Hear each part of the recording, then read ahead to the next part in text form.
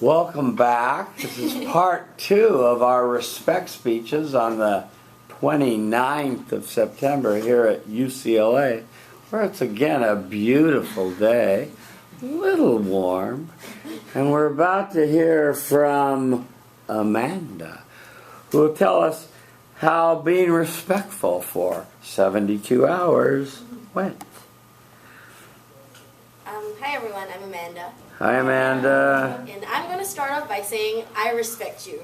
And I respect you enough to not lie about what I originally thought about this experiment, because I don't think I'm a particularly disrespectful person.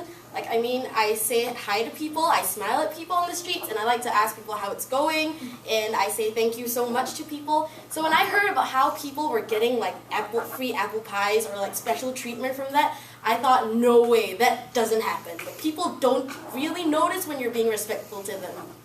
So that's how I very skeptically began this experiment. So first I had to decide what I was going to do to show respect to people, because I wanted people to notice and actually respond to that. So I decided that it would be going out of my way to show that people are valued and loved and appreciated. So I would stop to talk to my friends if I ran into them on Bruin Walk, or I would hold doors open for people, and I would offer to get water for my friends when I was eating with them, even if I had more friends than hands. So, and I thought that this way everybody would definitely notice that I was being respectful to them. But so that leads me to the bad, which was how after a few days I was talking to my roommate and I was telling her about this experiment. And this is my roommate who I spend virtually all my time with, so she has been there to see me be respectful to people, and she very doubtfully said to me, "Oh, you've been showing respect to people? I hadn't noticed."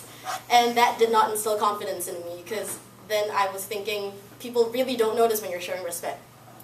Now, it's one thing to not be noticed when you're showing respect, but it's another thing to be disrespected in return, and that leads me to the ugly.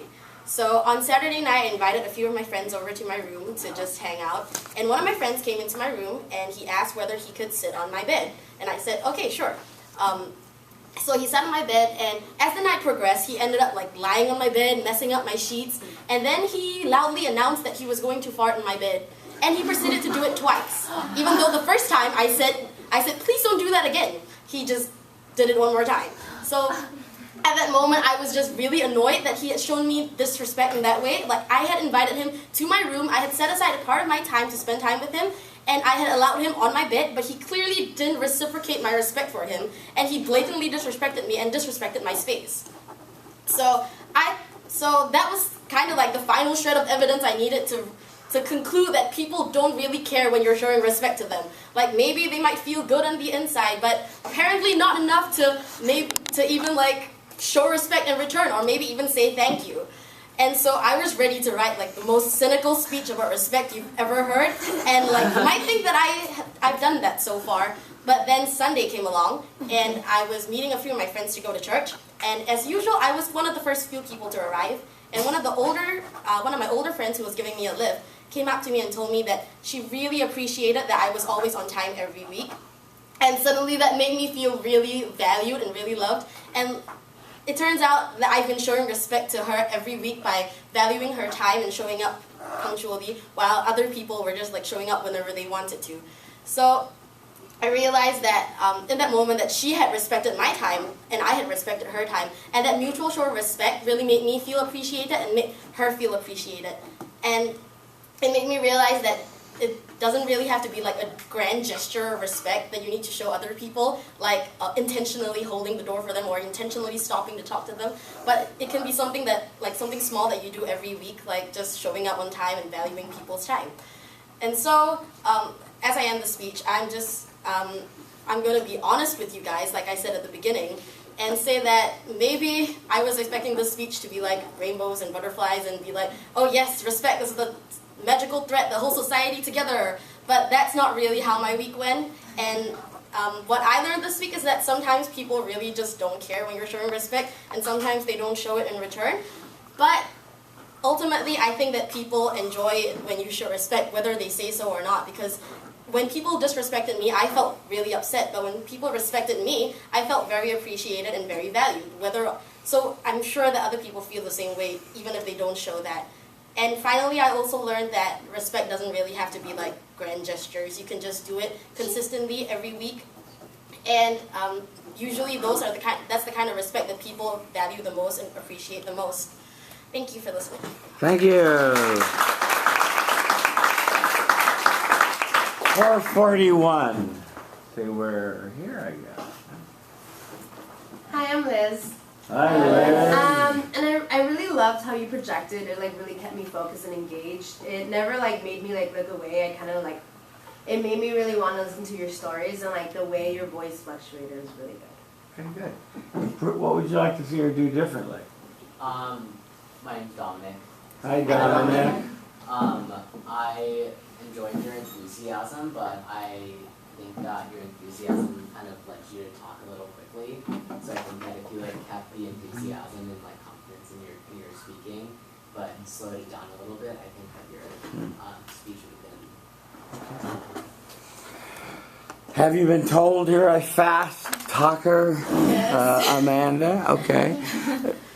Kind of a nervous habit or something. I don't know. Let me give you some feedback on your speech. And I want to ask you, were you, in practicing this, were you walking around saying the mantra, I respect you, as you were walking around, and as you were also doing the actions, you were saying this, and you said your friends didn't notice, right? Okay, good. I just wanted to be sure that you were not just doing certain gestures without giving off the vibrations of being respectful. First thing I want to say is looking for the narrative again, looking for a real strong preview of what you're going to do. And you flip the order of the ugly, the bad, the good, which is perfectly fine. And so tell us about the ugly. The thing went 435, a little long, and so working for word economy. And one thing I liked that was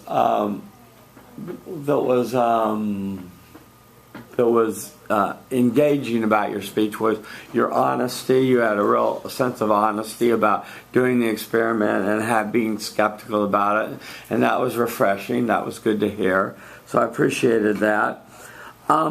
As far as your friends not opening the door, not noticing, I don't know what's wrong with your friends. I hope that your friends don't expect you to be waiting on them, and I hope that they have good manners, or maybe you need new friends. But I hope that you will continue to try to be respectful, because it's the right thing to do. And I didn't mean to imply that you do it because you'll get free whipped cream or apple pies or better service, but you will, and it will happen. As you'll hear reported in this class, or if you watched any of the videotapes, you'll see that many people have reported just wonderful service and help from people by just giving off a respectful vibration. Now, I didn't quite get the link to respect from your friend that farted on your bed. Again, a pretty vivid story. I didn't understand why you didn't ask him to leave after the first fart. It seems to me that that's very disrespectful behavior, and that's when the respect exercise ends and he's seen that he's not worthy of respect, and this is funny. I told him like don't do that again. Like I was trying to be like nice about it. Like that was like I'm uncomfortable with that. Don't do that again. But he thought he was being funny, so he did. Right. Well, it doesn't sound like he takes what you say seriously, and that's something that you're going to have to learn to deal with. I think that's a little problematic. On the gesture that you found from your friend that was, because I agree that being on time is a form of respect, of respecting people's time. I am utterly freaked out when I go to doctor's or dentist's office and I'm kept waiting sometimes 90 minutes to be seen, and I'm thinking, wow, what is my time worth here?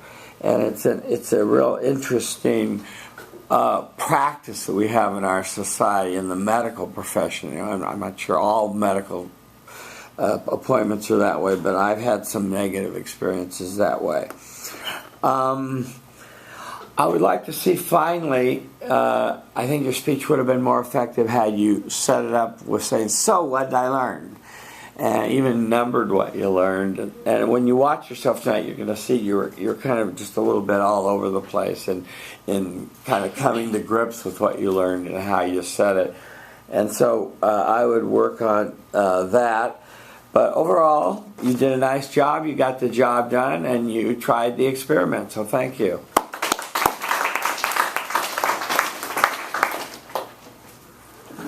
Okay, another volunteer. Yeah, come on down.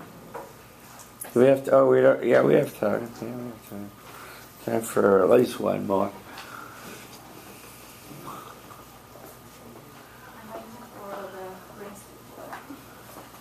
Excusez-moi. I'm going to borrow the green stapler. The green stapler, yeah, see? The green machine. Magic. The magic green machine. So Lisa. we'll put everything here. Oh, you're tall. Oh, thanks.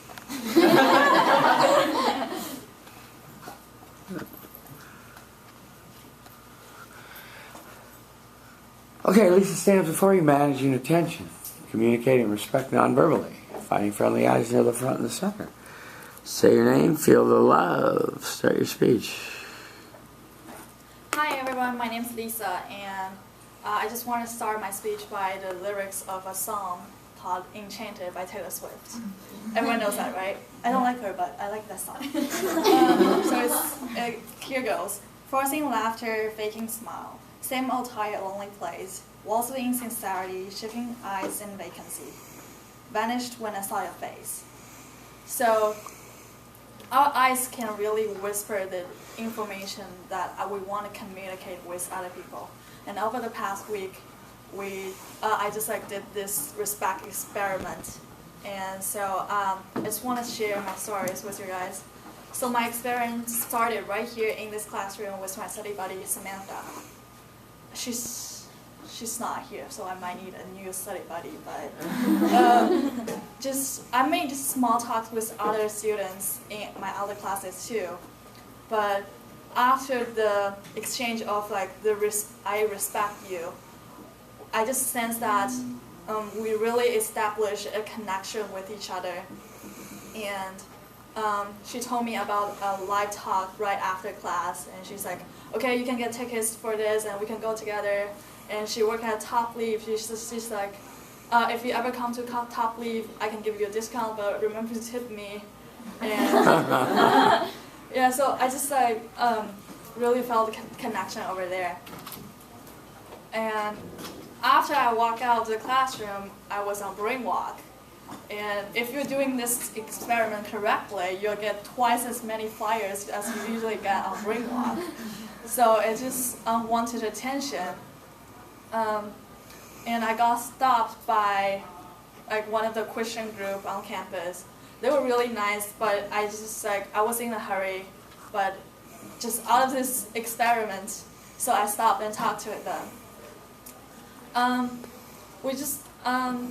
So it was just he asked me what my bucket list is and what would be my best wishes if I die in a year or a month. I don't remember exactly. And then he just kept going to talk about Christianity, which I don't know that much about. But I ended up having a nice conversation with him. So it was unwanted attention, but because this respect experiment, so I actually got something out of the conversation. And one benefit I got from this experiment happened during the sports jamboree last Friday, and I was tabling for my club golf. So if you guys are interested in golf, talk to me. Yeah, so at the activity fair, I would just hand out flyers and just ask people interested in golf. It wasn't really any eye contact or anything. So at the jamboree, there were fewer people, so I had time to make eye contact for 3 seconds with them. And